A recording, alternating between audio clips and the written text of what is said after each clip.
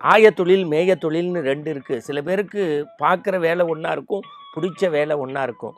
பிடிச்ச வேலையை பார்க்குறது 100ல் ஒருத்தர் தான். வடநாட்டு பைராகிய வேரத்தில் ஒரு வடநாட்டு சிவனடியாரை போல அப்படியே இவர் இல்லம் நோக்கி வருகின்றார். நான் 6 மாதத்திற்கு ஒரு முறை தான் சாப்பிடுவேன், ஆச்சரியம் வேண்டாம் என்று சாப்பிடக்கூடிய நாள்.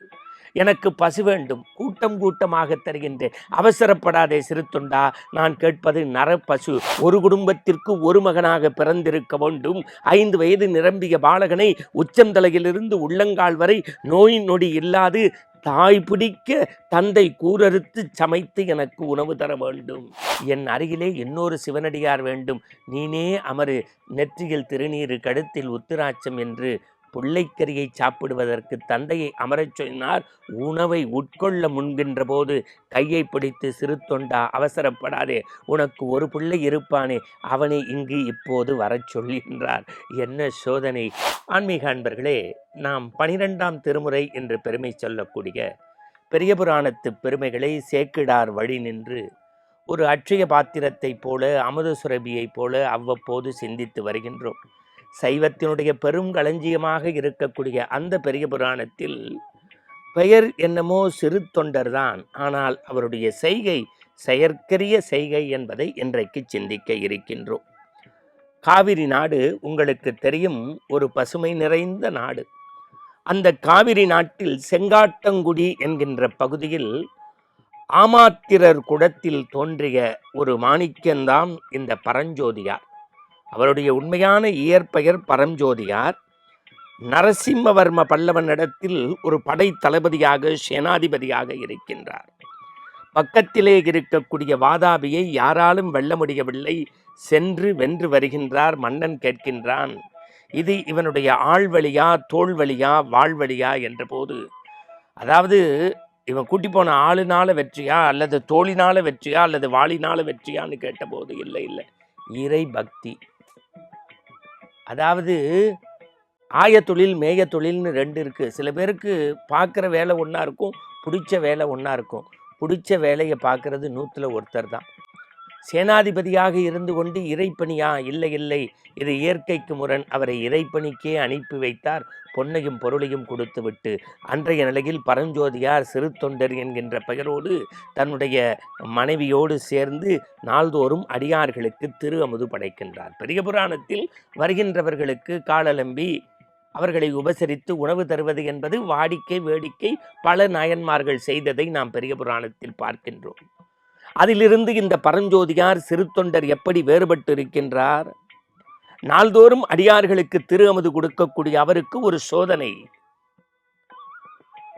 நண்பகல் கடந்தது, அடியார் வரவில்லை.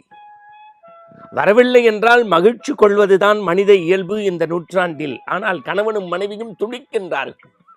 ஐயோ, இன்றைக்கு நம்முடைய இல்லத்தில் திரு அமுது உண்பதற்கு யாரும் இல்லையே என்று துடித்த போது கணவன் மனைவியிடத்தில் சொல்லிவிட்டு ஊர் முழுக்க தேடுவதற்கு அடியாரை தேடி போகின்றார். அந்த நேரத்தில் வானாகி மண்ணாகி வடியாகி ஒடியாகி என்று வணங்கக்கூடிய எம்பெருமான் ஒரு வடநாட்டு பைராகிய வேரர். இதுதான் ரொம்ப முக்கியம். வடநாட்டு பைராகிய வேரத்தில் ஒரு வடநாட்டு சிவனடியாரை போல அப்படியே இவர் இல்லம் நோக்கி வருகின்றார். யாரும் இருக்காரான்னு கேட்குறாங்க. உள்ளேந்து சிறுத்தண்டருடைய மனைவி திருவெண்காட்டு நங்கை எழுந்திருந்து பார்த்து சொல்கின்றார், உங்களை போன்ற அடியாரை தேண்டி என் கணவன் சென்றிருக்கிறார். அப்படியா? இந்த ஊரினுடைய கோவிலில் அருகே இருப்பேன், வந்து பார்க்க சொல்லு போயிட்டாரு. திருப்பி கணவன் வராரு, நடந்ததை சொல்கின்றார். நேராக போய் திருவடியை தொழுது என் இல்லத்திற்கு திரு அமுது சாப்பிட வாருங்கள் வாருங்கள் என்று பணிந்து வேண்டுகின்றார். இங்குதான் கதையில் ஒரு மாற்றம். நான் 6 மாதத்திற்கு ஒரு முறை தான் சாப்பிடுவேன், ஆச்சரியம் வேண்டாம் என்று சாப்பிடக்கூடிய நாள். எனக்கு பசு வேண்டும், கூட்டம் கூட்டமாக தருகின்றேன், அவசரப்படாதே சிறு தொண்டா, நான் கேட்பது நரப்பசு. ஒரு குடும்பத்திற்கு ஒரு மகனாக பிடிக்க வேண்டும். என்ன வார்த்தை? ஒரு குடும்பத்திற்கு ஒரு மகனாக பிறந்திருக்க வேண்டும். 5 வயது நிரம்பிய பாலகனை உச்சந்தலையிலிருந்து உள்ளங்கால் வரை நோய் நொடி இல்லாது தாய் பிடிக்க தந்தை கூரறுத்து சமைத்து எனக்கு உணவு தர வேண்டும். கையெடுத்து கும்பிட்டு புறப்பட்டார். சிறு தொண்டர் மனைவியிடத்தில் சொல்கின்றார். மனைவி கொஞ்சம் கூட கவலைப்படவில்லை. தன்னுடைய அன்பு மகன், பண்பு மகன், பாசமகன், நேசமகன் சீராளன் ஒற்றை பிள்ளை தருவோம் என்றார். பள்ளியிலிருந்து வந்த குழந்தையை சீராட்டி எல்லாம் செய்து ஒரு முத்தம் கொடுப்பதற்காக அருகிலே கொண்டு போனாள். ஆனால் இன்னும் ஒரு வினாடியில் இவன் இறைவனுக்கு நேவேத்திய பொருள் என்று 10 மாதம் கருவிலே சுமந்து பெற்று இரத்தத்தை பாலாக்கி தோளை தொட்டிலாக்கி கையை கட்டிலாக்கி அந்த திருவெண்காட்டு நங்கை குழந்தையை இறைப்பேருக்கான பிரசாதமாக்கி தலை பிடித்தால் தந்தை கூரரித்து சமைத்து தலைவாழை இலை போட்டு உணவு பரிமாறப்பட்டது.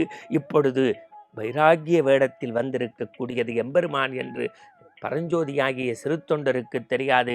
என் அருகிலே இன்னொரு சிவனடியார் வேண்டும், நீனே அமரு, நெற்றியில் திருநீரு, கழுத்தில் உத்திராட்சம் என்று பிள்ளைக்கரியை சாப்பிடுவதற்கு தந்தையை அமரச் சொன்னார். உணவை உட்கொள்ள முன்கின்ற போது கையை பிடித்து, சிறு தொண்டா அவசரப்படாதே, உனக்கு ஒரு பிள்ளை இருப்பானே, அவனை இங்கு இப்போது வரச் சொல்கின்றார். என்ன சோதனை! அவர் சொன்னார், இறைவா, இப்போது இங்கு அவன் நமக்கு உதவான். 2 முறை 3 முறை சொல்கின்றார். கேட்ட பாடில்லை. வாசலில் போய் திருவெண்காட்டு நங்கையை அடைத்து குழந்தையை கூட்டி வா என்கின்றார்.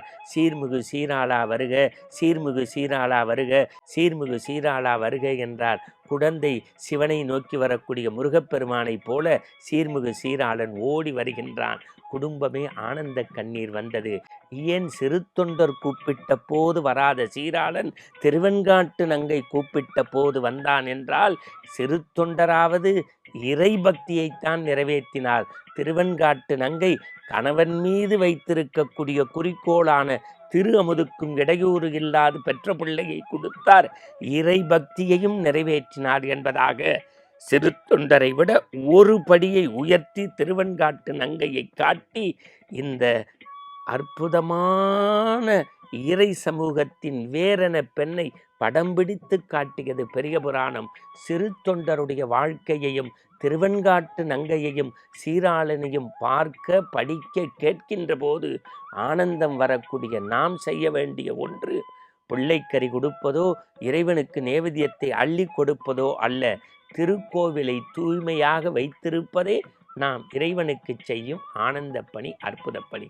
மீண்டும் நற்சிந்தனைகளோடு நாளை காலை அருள் நேரத்தில் ஆனந்த ஆரம்பத்தில் எங்கள் குழுவினரோடு சந்திப்போம். இந்த நாள் இனிய நாளாக மாறட்டும். சிவாய நம.